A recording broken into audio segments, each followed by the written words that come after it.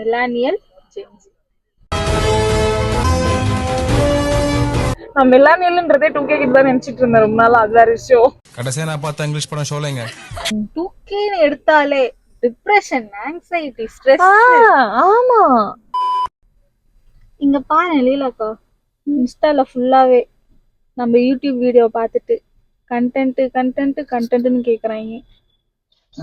இருந்தா பண்ண மாட்டோமா, வச்சுட்டா வஞ்சனம் பண்றோம்.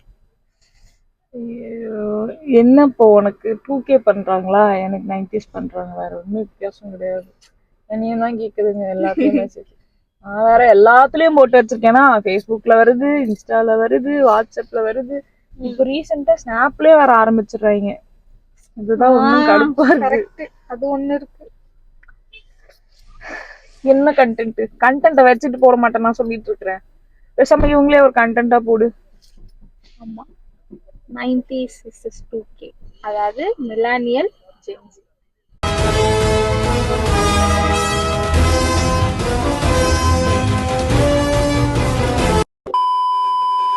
முதல்ல அதுக்கு பேர் வைக்கிறதுக்கு மட்டும் எங்க சேனலுக்கு பேர் வச்சு உங்களுக்கு சொல்லல. எங்க சேனல் பேரு ராம் லீலா ட்வின் பாட். சப்ஸ்கிரைப் பண்ணிடுங்க, ஷேர் பண்ணிடுங்க உங்க ஃப்ரெண்ட்ஸ் கிட்ட. நான் முன்னாடியே சொல்லிடுறேன், வீடியோ ஃபுல்லா பார்த்தா பண்ணீங்கன்னு தெரியல, அதனால முன்னாடியே சொல்லிடுறேன். எல்லாரும் ஜோரா ஒரு கை தட்டுங்க. அதெல்லாம் தட்ட முடியாது. ரைட் விடு. ஸோ வந்து இன்னையோட கண்டென்ட் பார்த்தீங்கன்னா எங்களுக்கு எல்லாம் மெசேஜ் அனுப்பிச்சிருக்கோம், கண்டென்ட்டாக போடு. ஸோ கண்டென்ட்டாக போடுன்னு சொல்றவங்க தான் இன்னைக்கு content. So 2K versus 90s. So இவ 2K, நான் பியோர் 90s. அதுக்கு ஒரு டேர்ம் இருக்குன்றதே எனக்கு இப்பதான் தெரியும். ஸோ மில்லானியல் கிட்டா ஜென்சி கிட்ட. நான் மில்லானியல்ன்றதே 2K கிட்ட தான் நினைச்சிட்டு இருந்தேன் ரொம்ப நாள். அது வேற விஷயம். கடைசியா நான் பார்த்த இங்கிலீஷ் படம் ஷோலைங்க. ஸோ இந்த மிலானியலுக்கும் 2Kக்கும் என்ன பெரிய டிஃப்ரென்ஸ்னு பார்த்தீங்கன்னா, gadgets, technology. Exact word technology. இந்த டெக்னாலஜி இம்ப்ரூவ்மெண்ட் தான் இவங்களுக்கு பெரிய அட்வான்டேஜ் ஆகி போச்சு. அதுக்கு மேல நான் கேக்குறேன், நீ எப்ப இந்த போன் யூஸ் பண்ண ஆரம்பிச்ச? அத ஒழிச்சாருன்னா சரியா போயிருக்குங்க. வீடியோவும் போனதான் இருக்கு, அது செகண்டரி விஷயம். பட் நம்ம கிட்ட 90s கிட்ட கிடைச்ச டெக்னாலஜியோட இவங்களுக்கு ரொம்ப இயர்லியா கிடைச்சிருச்சு. ஆக்சஸ் எல்லாமே ரொம்ப ஃப்ரீயா ஆயிடுச்சோ அப்படின்ற தாட்ஸ் எனக்கு ரொம்ப நல்லாவே இருக்கு. எப்பத்துல இருந்து நீ போன் யூஸ் பண்ண ஆரம்பிச்ச? ஒரு டெக்னாலஜி எல்லாமே, சிஸ்டம், லேப் அப்படி பார்த்தனா ஆமா 5th 6th ஸ்டார்ட் பண்ணேன். 5th 6th வந்து கம்ப்யூட்டர் யூஸ் பண்ண ஸ்டார்ட் பண்ணேன், பக்கத்து வீடு அப்படின்ட்டு. 2016 என்ன இருக்கும், இல்ல 2008 or 9 12 13 அந்த மாதிரி 2013 அரௌண்ட். உனக்குன்னு ஒரு போன் கொடுத்துட்டாங்க அப்பவே. அப்போ வந்து கம்ப்யூட்டர் யூஸ் பண்ணிட்டு இருந்தேன். எனக்குன்னு போன் வந்தது வந்து இந்த கொரோனா டைம்லாம் வந்துச்சு தெரியுமா? எடுத்ததே அந்த கொரோனாவா. வீட்ல இருந்தே ஆன்லைன் இது கிளாஸஸ் எல்லாம் போறதுனால பார்த்தா ஒரு 2016 17 அந்த ரேஞ்ச் எல்லாம் ஃபுல் டைமா நீ போன் யூஸ் பண்ண ஆரம்பிச்சிட்ட. நீ ஒரு 8th ஸ்டாண்டர்ட் 8th இல்ல 9th முடிச்சு இந்த 10th 11th தான் எனக்குன்னு ஒரு போன் வாங்கி கொடுத்தாங்க. அதுக்கு முன்னாடி போன் கேஜெட்ஸ் அப்பா அதெல்லாம் யூஸ் பண்ணிட்டு தான் இருந்தேன். அப்பா போன் யூஸ் பண்ணேன். அப்பயும் வந்து பாத்தீங்கன்னா இவங்களுக்கு அட்வான்டேஜ் என்னன்னா smart phone, touch phone use பண்ண ஆரம்பிச்சிருந்தாங்க. ஏன் காலத்துல எங்க அப்பா ரிலையன்ஸ் தப்பா ஆண்டனா வச்ச போன் வச்சிருப்பாரு. இப்படி திறந்துட்டு நம்பர் அடிச்சு பேசினா அந்த ஆண்டனா தொட்டு பேசுற மாதிரிதான் இருக்கும். சோ அத வந்து அதுல அது பாம்பு கேம் ஒண்ணு தவிர வேற ஒண்ணும் இருக்காது. ஸோ அதை கொடுக்கறதுக்கே அவ்வளோ யோசிப்பாங்க அந்த நம்பரை ஷேர் பண்றதுக்கு. அதுவும் ரிலையன்ஸ் தான் அப்போதைக்கு இருந்த ஒரே ஃபேன்சி. ரிலையன்ஸ் ஏர்செல் தான் இருந்துச்சு. ஏர்டெல் கூட பிஎஸ்என்எல் இருந்துச்சு. ஆமா, எங்க அப்பா பிஎஸ்என்எல் தான் இருக்கிறார், அது விஷயம். ஸோ அப்படிதான் ஆரம்பிச்சது. ஆனா நான் எப்ப யூஸ் பண்ணேன் அப்படின்னு கேட்டீங்கன்னா, இவங்களாவது 2018 யூஸ் பண்ணாங்க, ஸ்கூல் படிக்கும். எனக்குலாம் நானுமே அந்த பீரியட்ல தான் எனக்குன்னு ஒரு போன் வர ஆரம்பிச்சது. 2018 தான் நானுமே ஒரு போன் ஃபர்ஸ்ட் வாங்கி யூஸ் பண்ணி நீ அலோவ் பண்ணாங்க அப்பதான். அதுவும் செகண்ட் ஹேண்ட் போன்ல தான் வாங்கி யூஸ் பண்ணேன். ஸோ அப்ப நானுமே பாத்துக்கோங்க, அப்பவே 10 வருஷம் டிஃபரன்ஸ்ல தான் யூஸ் பண்ணிருக்கேன். வயசுல எல்லாம் போனே தரமாட்டாங்க. லேண்ட்லைன் 1 ரூபா காயின் போட்டு பேசிட்டு வாமான்னு அனுப்பிச்சு விட்டுருவாங்க. அப்படிதான் இருந்துச்சு. எனக்கு அவ்வளோ ஒரு பெரிய ஜென்ரேஷன் கேப் பாத்தீங்களா. ஆனா 2Kக்கு இந்த டெக்னாலஜின்றது வந்து ஒரு பயங்கர ஒரு அட்வான்டேஜ். அதை அவங்க எப்படி யூஸ் பண்றாங்கன்றத பொறுத்து தான் வந்து இருக்கு. ஒரு சில பேர் அதை பேட் வேல எடுத்துட்டு போகலாம், இன்னொருத்தங்க அதை ஒரு அவங்களோட டெவலப்மெண்ட்டுக்கோ இல்ல கரியரோட பில்டப்புக்கோ வந்து யூஸ் பண்ணலாம். எப்படி வேணா எடுத்துட்டு போகலாம், அது அவங்க கையில தான் இருக்கு. ஆனா இவங்களுக்கு இன்னொரு அட்வான்டேஜ்னா அந்த கேம் செக்ஷன். கேமிங் வந்து உதாகரமான ஒரு விஷயமா மாறினது வந்து இந்த 2K ஜென்ரேஷன்ஸ்ல தான் நான் சொல்லுவேன். ஏன்னா 90ஸ்ல கேமிங் இருந்துச்சு எப்படின்னா, கிரவுண்டுக்கு சண்டே ஆனா கிரவுண்டுக்கு போய் கிரிக்கெட் விளையாடுறது, கிட்டிப்புல் விளையாடுறது, கோலி விளையாடுறது, டூமாங்கோலி ஜெயிச்சுலாம் நான் நிறைய பேர்லாம் வச்சிருந்திருக்கேன். ஸோ வீடியோ கேம்ஸ்ன்னு பார்க்க போனீங்கன்னா 150 ரூபா சிப்பை போட்டா டக் ஷூட் வரும், சூப்பர் மேரியோ வரும், அப்புறம் அந்த கான்ட்ரா ஸோ அதெல்லாம் வரும். ஸோ அதுவே வந்து ஒரு 6 monthsக்கு அந்த கேம்ஸ் எல்லாம் வச்சு விளையாடுற மாதிரி இருக்கும். அடுத்த அப்கிரேட் வேணும்னா சிப்பு மட்டும் 150 ரூபாய் வாங்கிக்கலாம். ஆனா இவங்க ஜென்ரேஷன்ல ரொம்ப வஸ்ட்டுங்க. பப்ஜி எங்க போகுது, ஃப்ரீ ஃபயர், பப்ஜி, PS5 எல்லாம் 30-40,000 ரூபாய் போகுது எங்கேயோ. அப்படியே அடிச்சுக்கிட்டு போல. எனக்குலாம் 150 ரூபாய்க்கு சிப்பு தான் கொடுத்தாங்க. கேமிங் அவ்வளோ டெவலப் ஆயிருக்கு இவங்க ஜென்ரேஷன்ல. பப்ஜி வீட்ல இருந்து அவ்வளோ கேம்ஸ் போன்லயே ஆடுறாங்க. அதுவும் பேசிக்கிட்டே விளையாடலாம், குரூப்பா விளையாடலாம். ஸோ எங்களுக்கு அப்படி இல்லை, ரெண்டு இது இருக்கும், ஜாக்கி இருக்கும், சொருவிட்டு ஆளுக்கு 2 தான் விளையாட முடியும். இன்னொருத்தர் வேடிக்கை தான் பார்க்கணும். ஒருத்தன் அவுட் ஆனானா அது இன்னொருத்தன் கைக்கே மாறும். ஸோ அந்த விஷயத்தெல்லாம் பார்க்கும்போது எனக்கு ரொம்ப பொறாமையா இருந்துச்சு 2K பொறுத்த வரைக்கும். ஸோ இதெல்லாம் நம்ம ஜென்ரேஷன் இன்ன வரைக்குமே எனக்கு அந்த பப்ஜியோட பேட்டர்ன் எனக்கு புரியல. நிறைய பேருக்கு அது புரிஞ்சுதான் தெரியல என்ன மாதிரி. எனக்கே புரியாது. ஸோ நான் ட்ரை எல்லாம் பண்ணேன், ஒன்றும் வேலைங்கள எனக்கு. ஸோ கேமிங் வந்து ரொம்ப ரொம்ப இவங்க ஜென்ரேஷன்ல வந்து பூமிங்கா இருந்தது. செல்போனுக்கு அடுத்தது பாத்தீங்கன்னா ஆமா, நிறைய பேரு வீடியோ கேம்னு சொல்லிட்டு வீட்டுக்குள்ளேயே இருந்தாங்க தவிர அவுட்டோர் கேம்ஸே மறந்துட்டாங்க நிறைய பேர். ஆமா, 2K கிட்ஸ் அதிகமா வந்து வெளியே போய் விளையாடுறதோ எதுவுமே பெருசா வந்து நான் பார்க்கல. கிரவுண்டுக்கு இப்போ வரைக்குமே கிரவுண்டு டர்ஃப் இதெல்லாமே இவங்க இதுல இருந்திருக்கு. அது ஆக்சுவலா பாத்தீங்கன்னா 2K வந்து மிஸ் பண்றது வந்து கிரவுண்ட்ஸ் இப்ப நிறைய கிடையாது முன்ன மாதிரி. ஸோ பராமரிப்பு இல்லாம தான் இருக்கு. அதனால இவங்களுக்கு டர்ஃப்னு ஒண்ணு வந்திருக்கு. ஸோ புக் பண்றாங்க, ஒரு 3 hours போறாங்க, அழகா ஒரு மேட்டு செட்டப்பான ஏரியாக்குள்ள போய் என்ன விளையாடுறாங்களோ, கிரிக்கெட் விளையாடுறாங்களா, ஃபன் பண்றாங்களா, அந்த இதெல்லாம் உங்களுக்கு டர்ஃப் வந்துருக்கு. பட் எங்களுக்கு ஓப்பன் கிரவுண்டு, வெயிலோ மழையோ ஜாலியா மண்ணில் போய் ஜாலியா விளையாட்டு ஓடி போய் பந்து பொறுக்கி கொடுக்கலாம் நான் போயிருக்கேன். ஸோ அது ஒரு விஷயம் இருந்திருக்கு. ஸோ அதெல்லாம் இவங்களுக்கு கிடைச்சது கிடையாது அந்த அளவுக்கு. அடுத்து சொல்ல போனா வீடியோ கேமை தவிர இந்த டிவி சேனல்ஸ், பொம்மை படம், கார்ட்டூன் என் தலைவனை தெரியுமா உனக்கு? கார்ட்டூனோடு ஒரு ஷோஸ்னாலே வந்து 90s கிட்ஸ்க்கும் 2Ksக்குமே வந்து பயங்கர டிஃபரன்ஸ் கொடுத்தது வந்து உனக்கு சூப்பர் ஹீரோஸ் தான். ஆக்சுவலா சொல்ல போனோம்னா கார்ட்டூனோட இவங்க டிஸ்னிக்கு போறாங்க. உனக்கு எங்களோட டிஸ்னி யார் தெரியுமா? சக்திமான் யார் தெரியுமா? சக்திமான் ஹீமன் யார் தெரியுமா?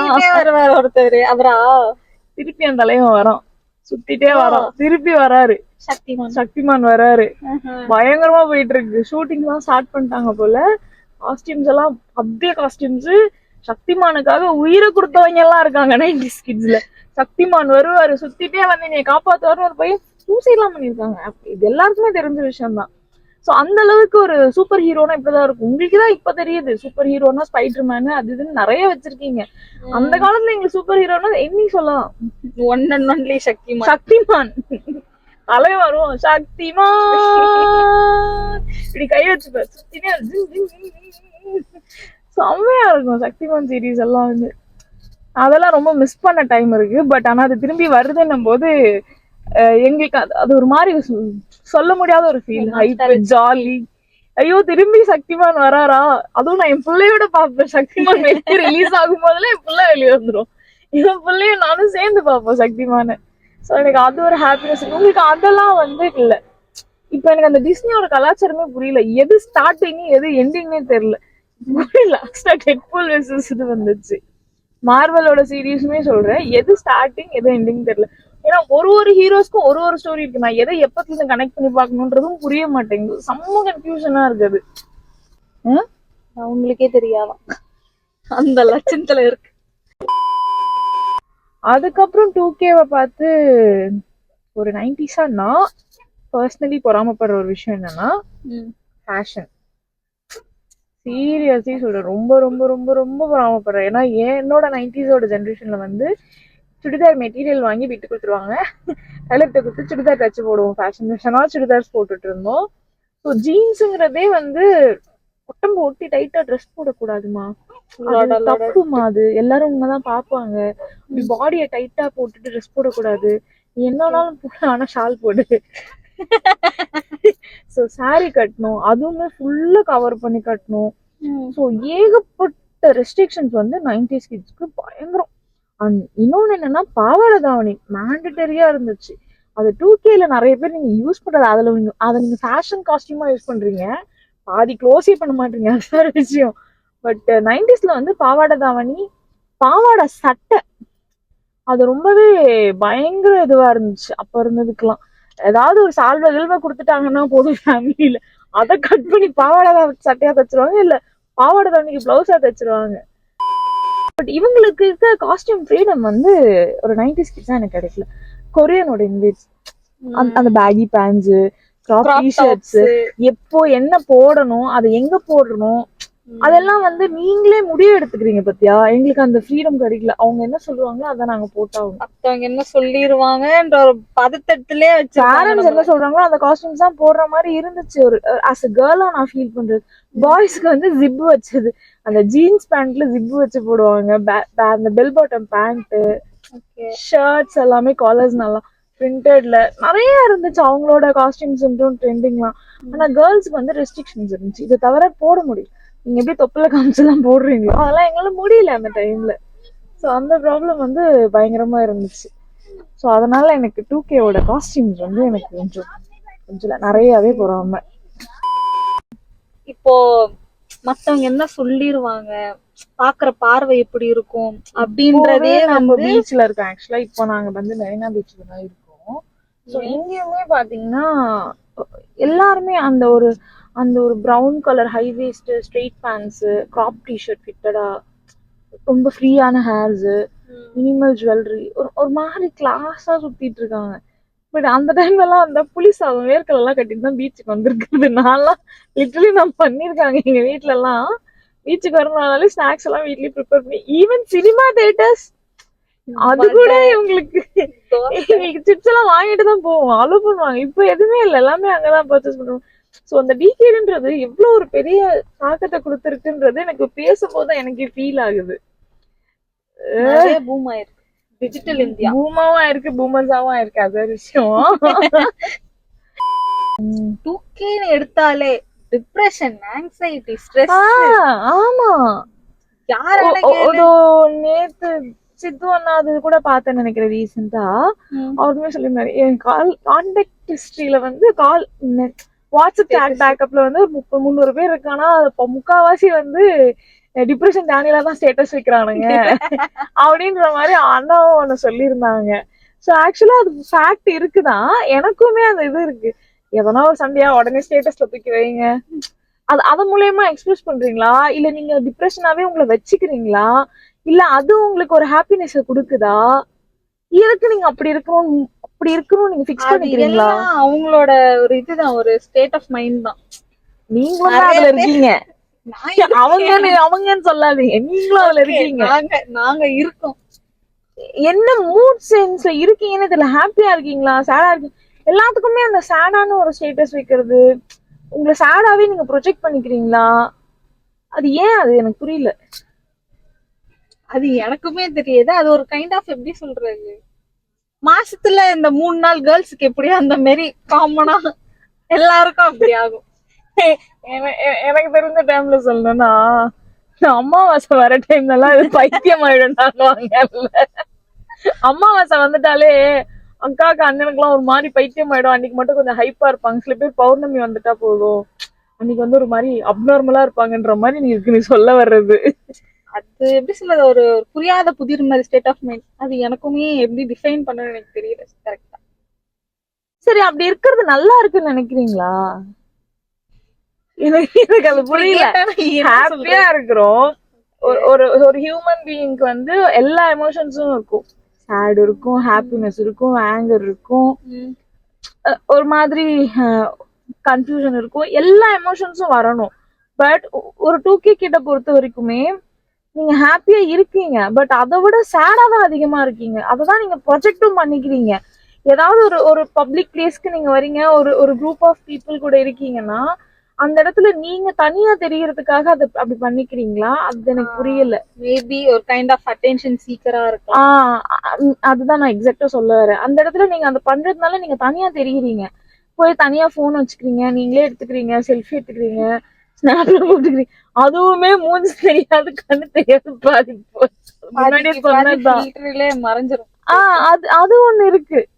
சோ இந்த சேட் இருக்கிறது ஒரு பிரச்சனைனா ஃபில்டர் இல்லாம ஒரு மூஞ்சி இருக்க மாட்டேது. அது ஒரு பெரிய பிரச்சனையா இருக்கு. இருக்காது. அது நீங்க மேண்டட்டரியா உங்க குட் புக்ஸ்ல எழுதிட்டே வந்துருவீங்களா? பிறக்கும் போதே அது பிக்ஸ் பண்ணிக்கிறீங்களா, இல்ல ஸ்கூல் படிக்கும் போதே பிக்ஸ் பண்ணிக்கிறீங்களான்னு எனக்கு தெரியல. எப்ப போட்டாலும் ஃபில்டர் இல்லாம போடவே கூடாதுடா போட்டோ அப்படின்ற மைண்ட் செட்லயே தான் இருக்கீங்க. போன இதுல சொன்னதுதான் எல்லாரும் மாஸ்கையாக்கு தான் எல்லா புகழும் இருக்கு. சோ அப்படிதான் இருக்கு. அது ஏன்னு எனக்கு புரியவே மாட்டேங்குது. 2K யாராவது இருந்தீங்கன்னா தயவு செஞ்சு கமெண்ட்ல எனக்கு புரியுற மாதிரி கொஞ்சம் சொல்லுங்க. எனக்கும் தெரியல. 2K கிட்ட உனக்கே தெரியல. as a 90s கிட்ட நான் கூட பரவாயில்லைமா, எல்லாரும் போற பாதிரியே நம்மளும் போயிடணும்ன்ற மாதிரி ஒரு புள்ளியார் சொல்லி போட்டவன் எங்கேயோ ஒருத்தன் இருக்கிறான். அவனை பிடிச்சு கேட்டா தெரிஞ்சிரும். ஒருத்தவங்க பண்ணனால இது நல்லா இருக்கே, அந்த ஏஸ்தட்டிக் ஃபீல், அந்த மாதிரி பேட்டர்ன்லயே இதுவும் வந்துருது. ஒரு ஆடு போகுது, நான் அது குழிக்குள்ள விழுந்தா நானும் அந்த ஆட்டுக்குடியெல்லாம் மாதிரி. சோ இவ்வளோ இருக்கு.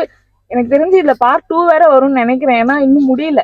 ஆக்சுவலா இது மாதிரி அவங்களுக்கு 2Kக்கும் 90ஸ்க்கும் இருக்கிற வேரியேஷன்ஸ் வந்து பாத்தீங்கன்னா இவ்வளோ இருக்கு.